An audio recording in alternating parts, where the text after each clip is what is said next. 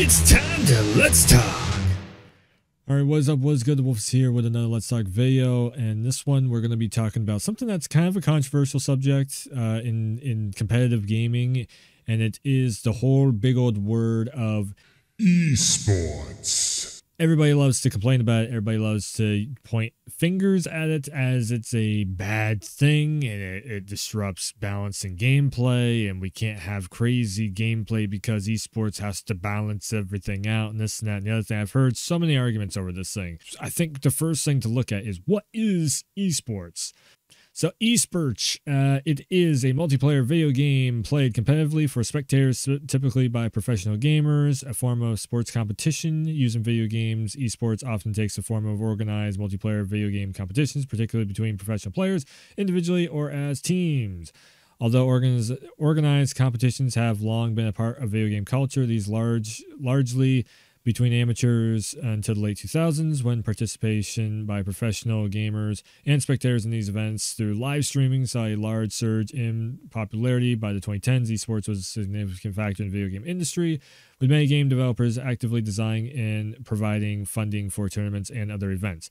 Now, this translates to a lot of people into that esports having a factor in the video game industry, many developers actively designing and designing games for esports. Now, yes, game development does get designed towards esports. Where people are misrepresenting the whole thing for the developer side of stuff and everything is, esports is literally a multiplayer video game played competitively for spectators, typically by professional gamers. So if you are playing, say, a fighting game or a shooting game or something online on like Twitch or YouTube, that is technically an esports. You don't have to be a professional to be playing esports. Esports is literally just online competition, or any video game competition for that matter of fact. If you're playing Tetris, 99, that's esports. If you're playing tic-tac-toe over a computer on the internet, that is esports. The whole esports thing is literally just competition. So, are video game developers catering towards esports and, dimming down the creativeness in gameplay for esports? No.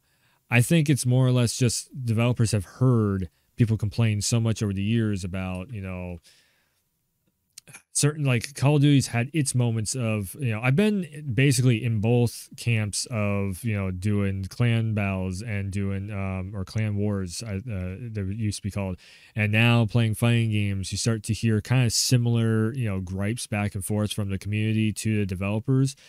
And, over the last, like, probably 15 years, it's like, okay, if you have too much craziness in a competitive gameplay for your online functionality, then it starts to become like, if one thing is starting to dominate and is too crazy, then you have to dial it back some. There is a reason why there was a lot of people that used to complain about like noob tubes in Call of Duty, or dual shotguns and running around with with a knife class in Call of Duty and everything. There's a reason why people complain about Dante in Marvel vs. Capcom for being like this overpowered character and everything, and then all of a sudden you have a baseline roster. Well, Dragon Ball FighterZ right now is like a prime example of the DLC that they've added in is so good that if you don't have that DLC, paid DLC, then you're going to be struggling way more. And the whole argument that I'm hearing is that because, they said the hell with esports, that the gameplay gets unbalanced. It's not really that. It's they're trying to sell a character. The character is a microtransaction, which microtransactions we have seen rise so much, like COD points in Call of Duty, Fortnite, has its V-Bucks, Apex Legends with its coins, MK11 has crystals, Street Fighter has fight money. I mean, no matter what the genre is, if it's esports and it's competitive, you're going to have those microtransactions. Now, the microtransactions also come in form of DLC characters and stages and all that stuff. So if you have something like, and the reason why I go back to Dragon Ball is just because it has been very prominent in Dragon Ball. If you have something that is a DLC, so you have to pay extra cash to get that character in your game, everybody's going to be buying. If you are If you really enjoy going online with Dragon Ball, you're going to have to buy those characters to keep up with everyone else, whether you're really good or not so good. It's just the fact of those characters are so overpowered. Does that mean that the esports factor is going to come into play and nerf those characters? No, it just means that they, like I said, the esport is the overall just playing online. What they're trying to do is they're trying to make it so it is basically pay to win, and they're trying to get those characters to sell. Now, I know that since it's Dragon Ball, probably every single character on that game sells really well. So they're basically just trying to make as much profit off from those DLC characters as they possibly can. It's not an esports thing, which this is where I'm like, I'm getting so confused with some of these streamers that are saying that, oh, well, it's just anti-esports. It's not. It's just a pay to win mechanic in all honesty. And that's the reason why, I mean, I was talking about this on Twitch when I was live streaming before about pay to win mechanics being basically anything that is DLC that you cannot get in the vanilla original package deal. It is a pay to win mechanic if it's that good where it just overpowers everything. Power Rangers Battle for the Grid has some characters in it that are technically pay to win mechanics. If you have something like a Call of Duty where, okay, so Call of Duty Advanced Warfare had a gun in it that was the little Tommy gun that was like a rarity, gun, and you can end up getting microtransaction loot boxes, and if you got that gun, you're basically just wrecking everyone with it because the gun was so overpowered. Again, it's technically like a pay-to-win mechanic because if you spent enough money and paid enough money for where the RNG would get you that gun, boom, you're just wrecking everyone.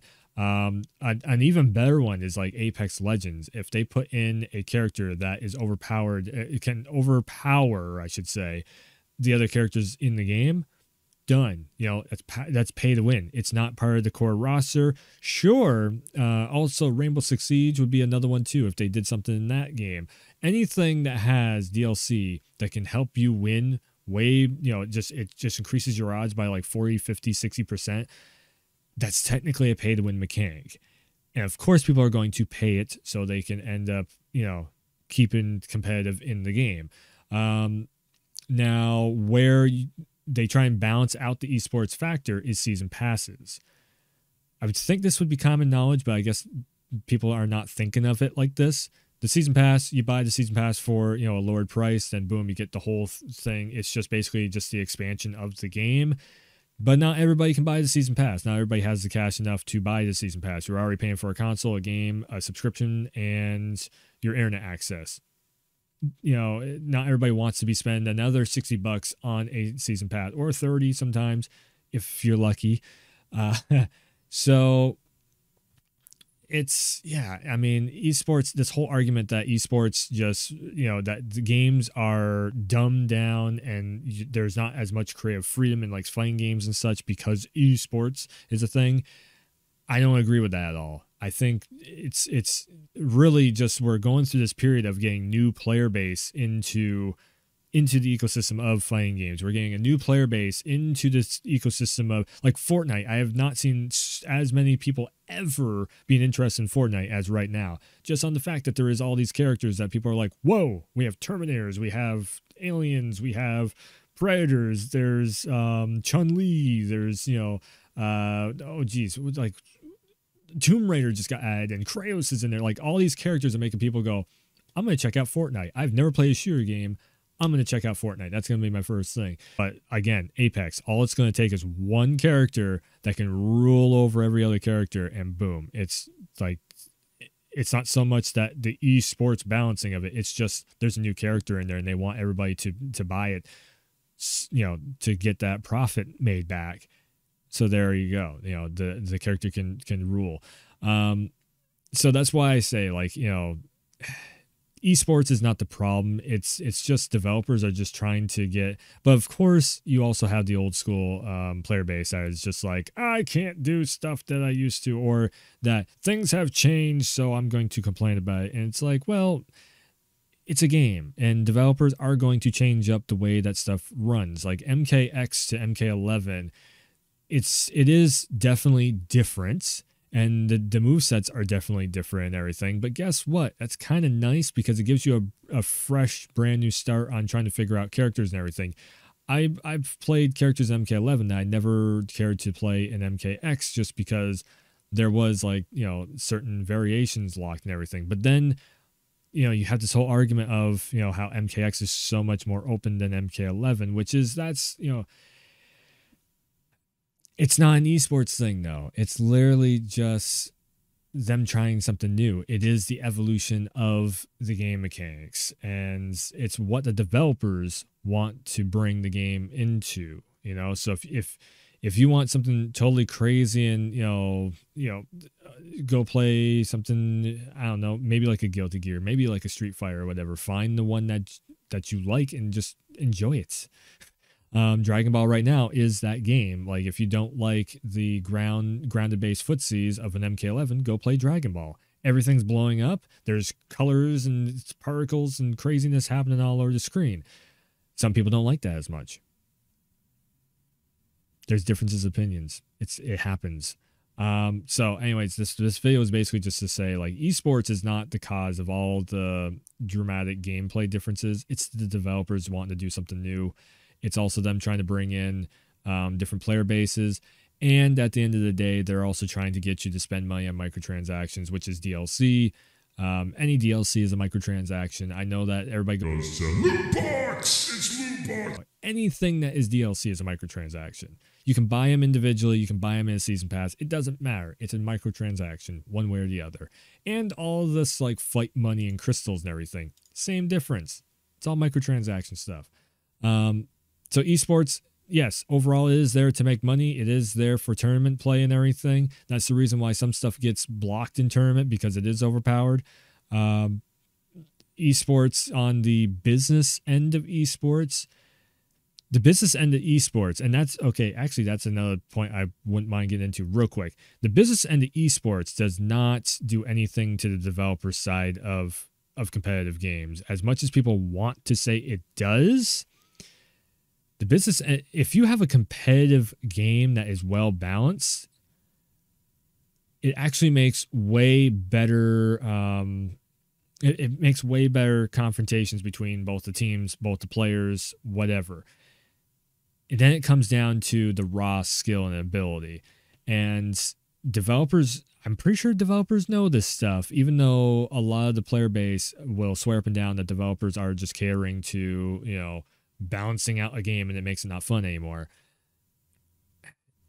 In all honesty, the more balanced the game is, the more fun it actually is, whether people want to admit that or not, or whether they actually, figure that out. The only time balance is a bad thing is if it's a co-op, non-competitive game.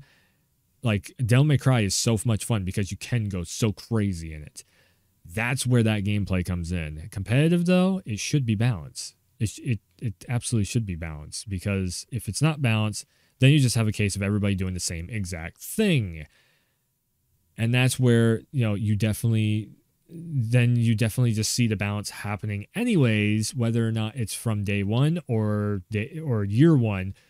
The balance will happen over time anyway. So this whole argument of esports equals balance is kind of just, it's almost redundant, but it's also just really weird that people are making that argument. So anyways, that's my thoughts on esports and balancing of gameplay and microtransactions and all this whole thing of, the leagues and all that stuff.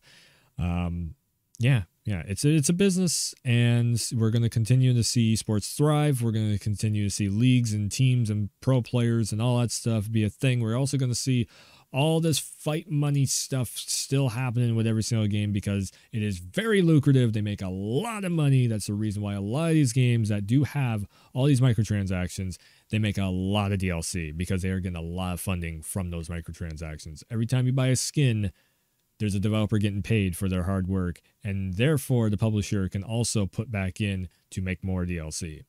And also a chunk of it goes into the development of the next title. So, all in all, overall, esports is actually a damn good thing because it keeps the development of the game strong. To not want esports be a thing is kind of weird. in my book. So anyways, again, just my take on it. That's what I've seen over the years from developer to consumer to publisher side of things, and the business side of things. So yeah, anyways, thanks for tuning in. Thanks for stopping by. And as always, I will see ya next time.